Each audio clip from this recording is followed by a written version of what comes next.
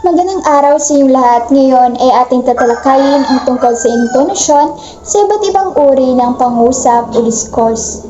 Dito, sa paksang ito, malalaman natin na kung ano nga ba ang nais iparating ng tagapagsalita at nakadepende ito kung paano niya ibinabahagi ang mga pangusap, paano niya ito binibigkas o ano yung tono ng kanyang pananalita. At bago niya ay alamin muna natin ngayon kung ano nga ba ang intonasyon. So, ang intonasyon ay tumutukoy sa pagtaas at pagbaba na inuukol sa pagbigkas ng pantig ng salita na maaaring makapag-iba sa kahulugan ng mga salita. Ang pagbibigay ng tamang intonasyon sa isang mensahe ay nagpapabuti ng pansin sa bahagi ng kausap o nagpapabuti din ng pag-unawa. So, sa pamamagitan ng intonasyon, dito natin matutukoy o mas mabibigyang diin ang bawat pangusap na binibitawan natin. Mas matutukoy natin ang pagbigkas, sa pagbigkas pa lang kung ano ba ang pinupunto at mas magiging mabisa ang pakikipagtalastasan dahil nililinaw pa lang sa tono ng iyong pananalita kung ano nga ba yung nais mong iparating. Ngayon ay tatalakayin naman natin ang mga uri ng pangusap. Ito ay ang pasalaysay, patanong, pautos at padamdam. So, ang pasalaysay, ito yung mga pangusap na nagkukwento o nagsasalaysay. Ito ay nagtatapos sa tuldok. So, sa pasalaysay, ito ay ang deklaratibong pangusap na kung saan nagbibigay impormasyon. Kumbaga, sa pagsasalaysay, dito na nailalahad ang isang pangyayari o kaganapan. Gaya na lamang ng halimbawa, si Ana ay tumatakbo. Ang ibon ay lumilipad. Makikita naman natin sa halimbawa na nilalahad dito, sinasalaysay dito ang isang aksyon ng isang tao or ng isang ibon. At sa pagsasalaysay o paturol na pangusap ay nakakatulong ito sa pagbahagi ng mga kaalaman, ipinaliwanag dito ang mga bagay-bagay or kinakwento dito ang aksyon na ginagawa ng isang tao or ng hayop. Halimbawa sa salaysay, kapag sinabi mo sa isang tao ang tungkol sa iyong araw, na nagpapaliwanag ng konsepto at binabahagi ang mga saloobin. Ito ay karaniwang gumagamit ng pangusap na paturol o tinatawag ding pasalaysay. Ikalawa ay ang pautos. Ito ay nagpapahayag ng obligasyon dapat gawin. Nagtatapos nito sa tuldok. Ang pautos, ito yung mga pangusap na kung saan pinakikilos mo ang isang tao para gumawa ng isang bagay. Ang pangusap na pautos ay katulad din ng isang tagubilin.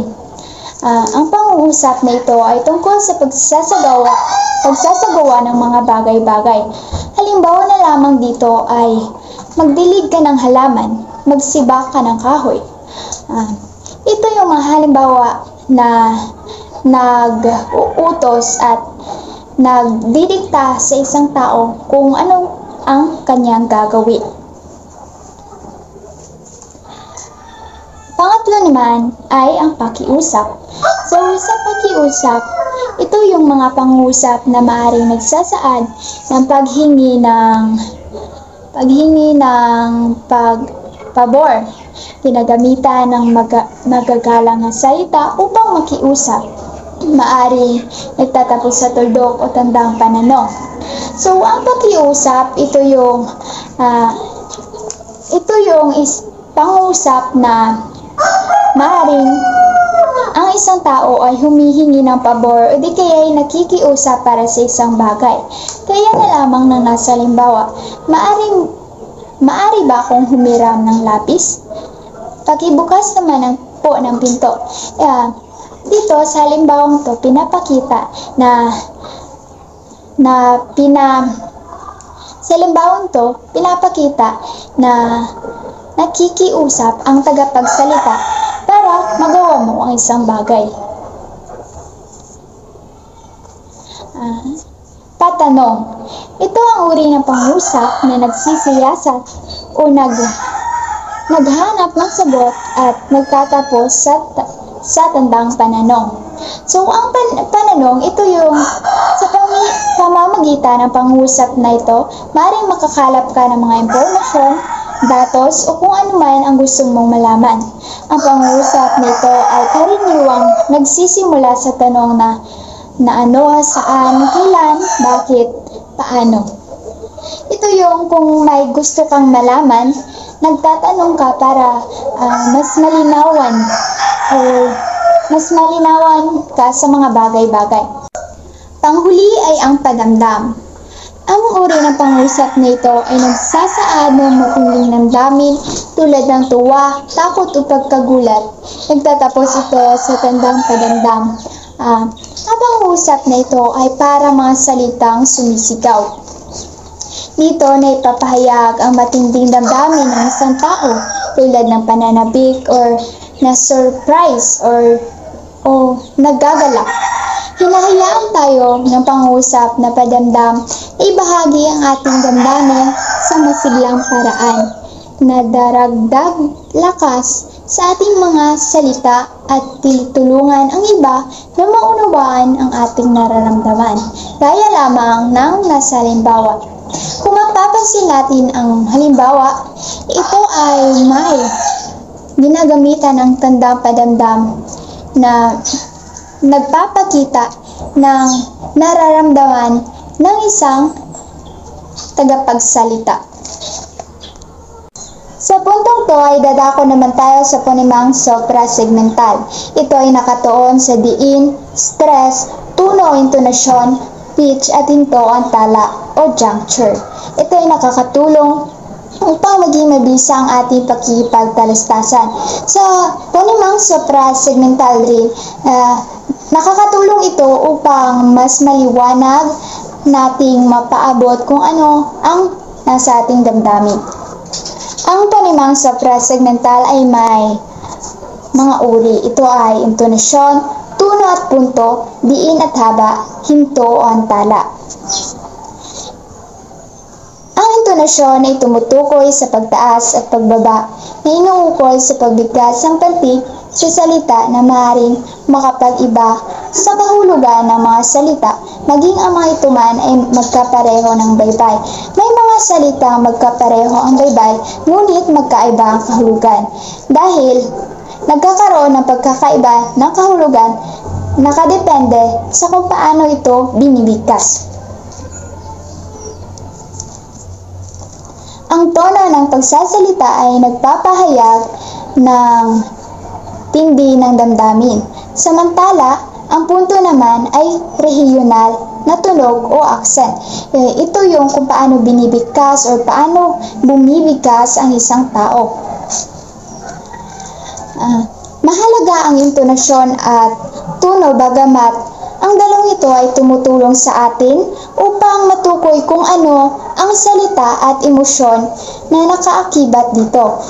Sa pakikipagtalastasan, mahalagang bigkasin ng husto ang mga ponemang suprasegmental upang maging husto at mas maintindihan ang kahulugan ng salitang binibigkas.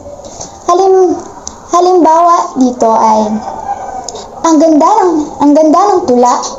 Sa halimbawang ito, tinutukoy na ang tagapagsalita ay nagtatanong o nagdududa. Ang pangalawang halimbawa, ang ganda ng tula. Tinutukoy dito na ang tagapagsalita ay sinalaysay niya ang kagandahan ng isang tula. Ang panghuli naman, ang ganda ng tula. Ang ganda ng tula. Dito nagpapahayag ng kasiyahan o damdamin para sa tula.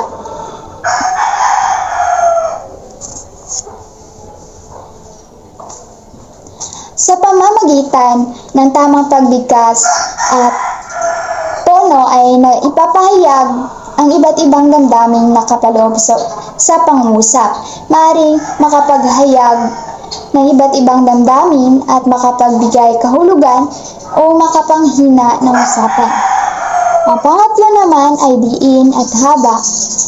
Ang haba ay tumutukoy sa haba ng bigkas na inuukol ng nagsasalita sa pantig ng salita, samantala ang diin naman ay tumutukoy sa lakas ng bigkas sa pantig ng salita.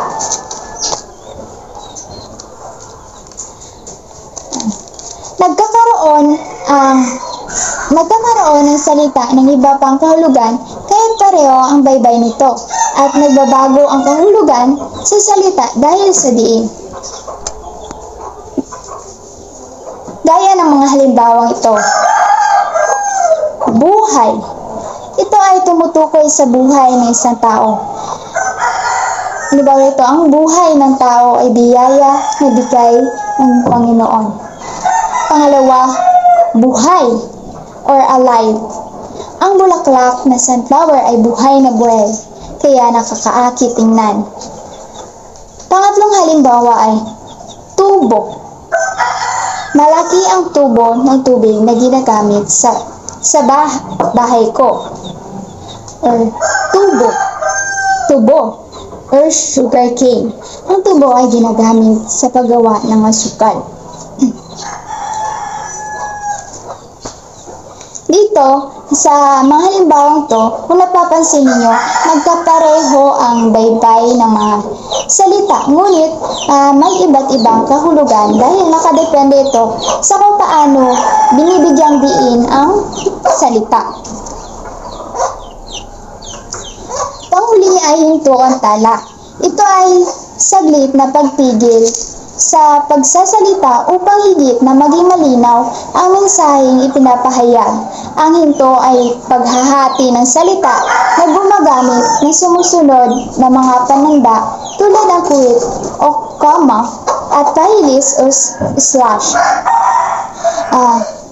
Mahalaga ang hinto o ang tala dahil mas naging malinaw ang mensaheng nais nating iparating sa kausap kapag angkop ang paggamit ng hinto ang tala. Nababago rin ang diwa ng pangungusap dahil sa hinto o ang tala. Gaya na lamang ng mga halimbawang ito. Hindi maganda ang bagay na yan. Sinasabi dito na hindi maganda ang isang bagay.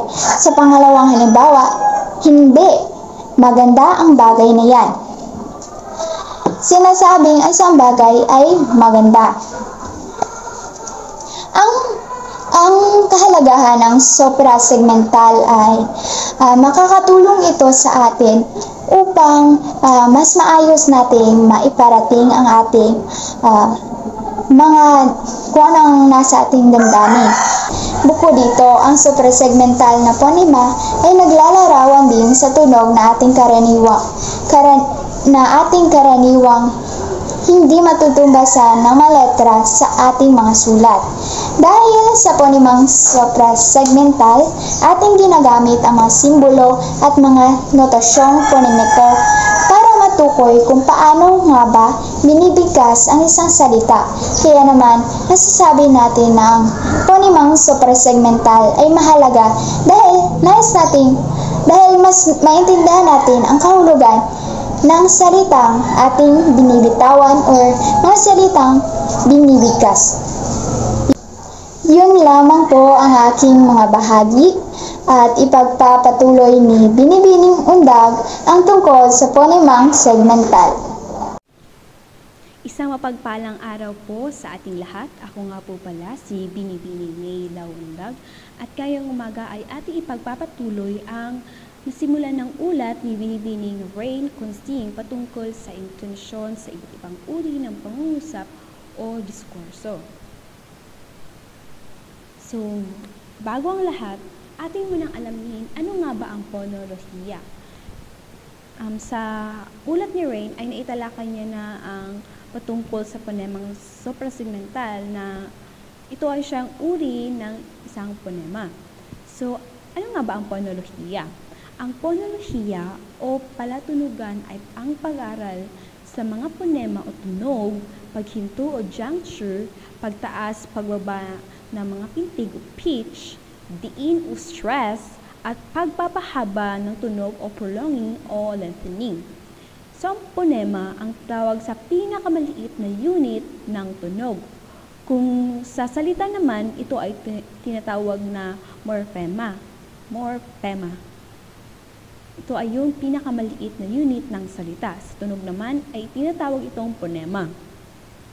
So, gaya ng sinabi ko kanina, may dalawang uri ng phonema. Ito ay ang phonemang segmental at ang suprasegmental.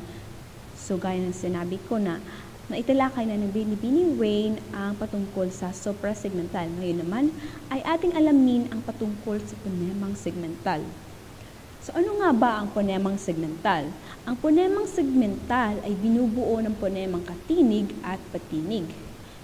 So, may 15 orihinal na kasama sa palabaybayin, ngunit isinama ang impit na tunog o glottal stop sapagkat ito ay itinuturing na isang phonemang katinig dahil napagbabago nito ang kahulugan ng isang salita. Ang dating bigkas nito ay malumi o maragsa. Depende sa gagamitin nating depende sa bibigkasin nating salita. So, halimbawa na ito pa. So, ang katinig na p, t, k, tapos yung glottal, b, t, g, m, n, at yung kasunod na n dyan ay merong ganito ang kanyang sign.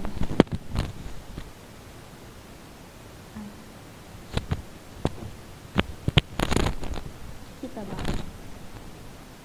Yan ang kanyang sign. Hindi yan n ha.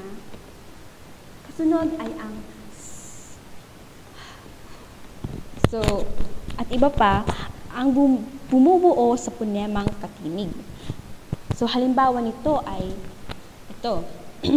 Ating tingnan ang pagkakaiba nila. So, ang salitang bata, ang ibig sabihin ay house dress, bata. At yung sa ibaba naman is yung may sign na glottal, bata, na ang ibig sabihin ay child or bata. Diba, kung ating titingnan is kanang pareho lamang sila ng salita pero nagkakaiba ang kanilang meaning. At isa pang halimbawa nito ay ang tubo o pipe at tubo o yung profit or yung kita. So, dito matitingnan natin na sa nagbabago kahit magkapareho ang salitang gagamitin, pero sa pamamagitan ng pagbigkas natin ay naiiba ang kanyang kahulugan. Kasunod naman ay ang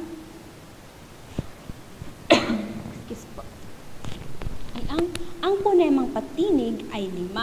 Ito ay ang a, e, i, o, tsaka u. So, may mga salitang nagkakapalit ang phonemang u at o, gayon din ang i at e. Ngunit, hindi nagbabago ang hulugan ng mga salita. Halimbawa nito ay ang babae at saka babae, pareho, nagkakaiba lamang ang kanilang yung patinig na ginagamit, pero pareho pa rin ang ibig sabihin. Hindi siya nagkakaiba. Kalapate at kalapate, lalaki at lalaki, noon at noon. Pareho lamang sila. Pwede silang ganun. Tapos kasunod naman ay mayroon din namang mga salitang itinuturing na hiwalay na phonema katulad ng o, u, i, at e. Dahil nagbibigay ito ng magkaibang kahulugan at hindi maaaring pagpalitin. So, kung kanina ay sa salitang babae at saka babae, ay pwede silang magkapalit kasi nga, 'di ba? Wala namang salita, wala namang ibang pakahulugan ang babae na I at saka E. Pareho lamang silang, ang ibig sabihin ay babae o female or girl.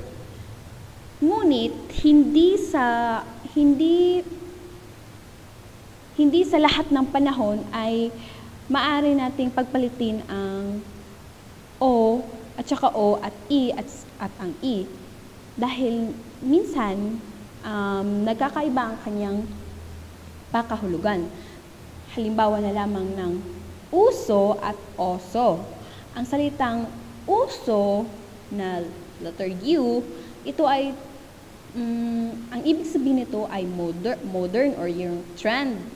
Samantala, ang salitang oso, yung O, na ang ibig sabihin ay bear. So, depende pa rin sa salitang gagamitin natin. Isa pang halimbawa ay ang mesa at saka misa. Ang mesa na I, na ang ibig sabihin ay table, at saka misa na mass o yung sa simbahan.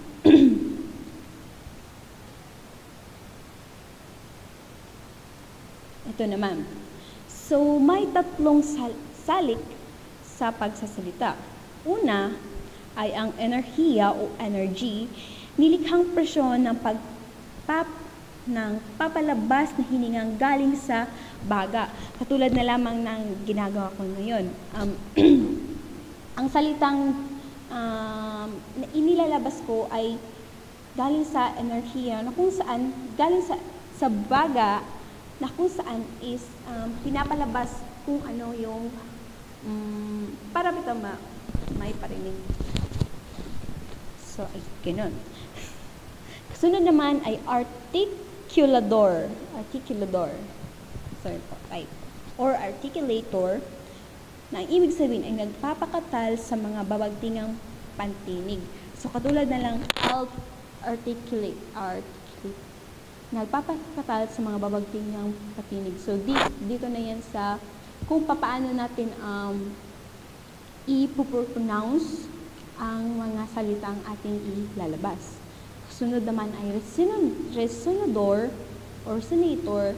Ito ay ang nagmomodifika ng tunog, ang bibig at buwang ng ilong ang itinuturing na resonador.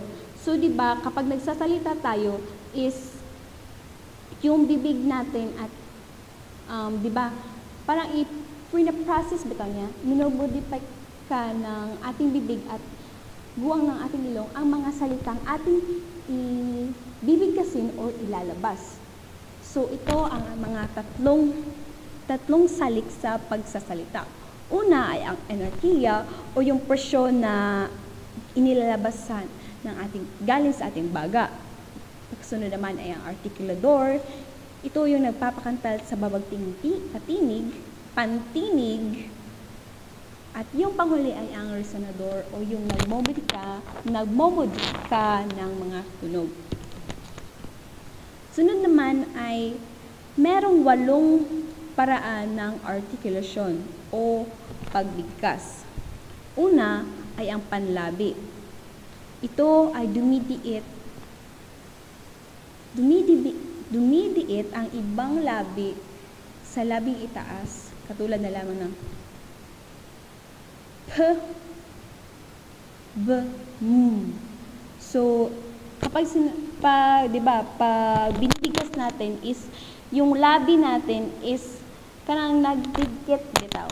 Ito lang, P, P, B, B, M, M. So, yan ang mga salitang panlabi. Sunod naman ay ang pangipin. Dumidiit sa loob ng mga ngiping itaas ang dulo ng dila. So, ang halimbawa nito ay T, D, M, M, M. So, kung mapapansin natin yung T, D. So, di ba, dumidiit sa loob ng mga ngiping itaas ang dulo ng ating dila. Diba? I-try niyo. So, di ba? T.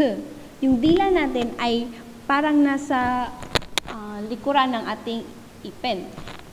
T. t, para sa ganun ay makakreate tayo ng tunog na letter t, d, at n.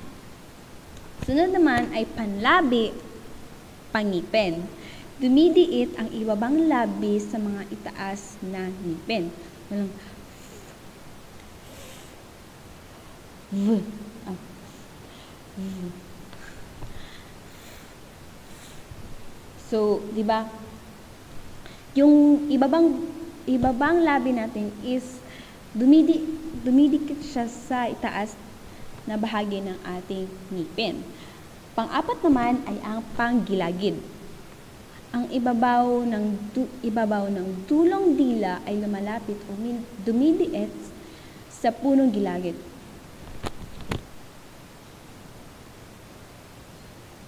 Y. Y. Wait lang. Oops. Namatay. So, ang salitang Y or ano ba ito ng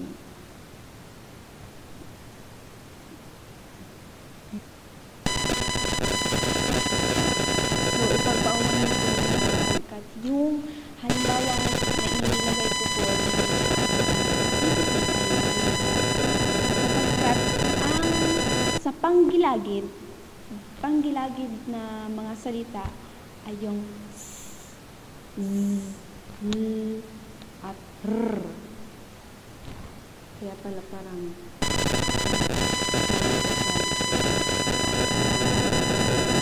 so katulad ng sinabi ko kanina na ang panggilagid ay ito pagdikit sa punong gilagid. So katulad na lamang ng sinabi ko na ang halimbawa nito ay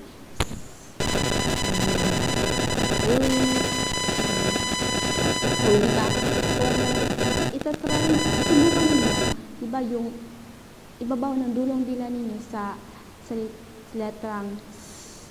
Diba, lumalapit siya sa punong gilagid natin.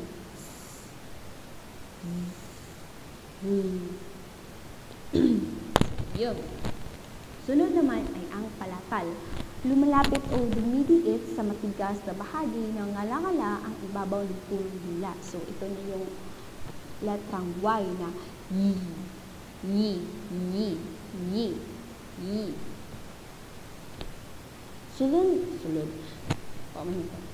Susunod naman ay ang velar. Dumidiit sa velum o malambot na bahagi ng ngala-ngala ang ibabaw ng punong dila. So, halimbawa nito ay ang k, g, n, u, u, u. Sunod naman ay ang panlalamunan.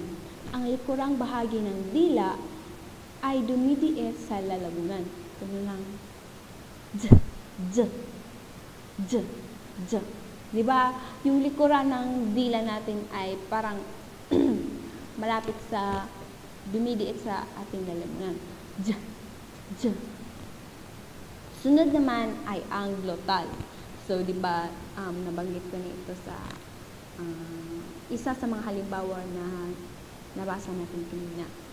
So, ang glutal, sa glutal, lumalapit o dumidiit ang mga bawagtingang pantinig at hinaharangan ang presyon ng pagpapalabas na hiningang galing sa baga at pagkatapos ay papakawalan upang bumuo ng paimpit o pasusot na tunog. Tulad ng kanina yung sa bata, like ang marag sa iyang pagkabigkas.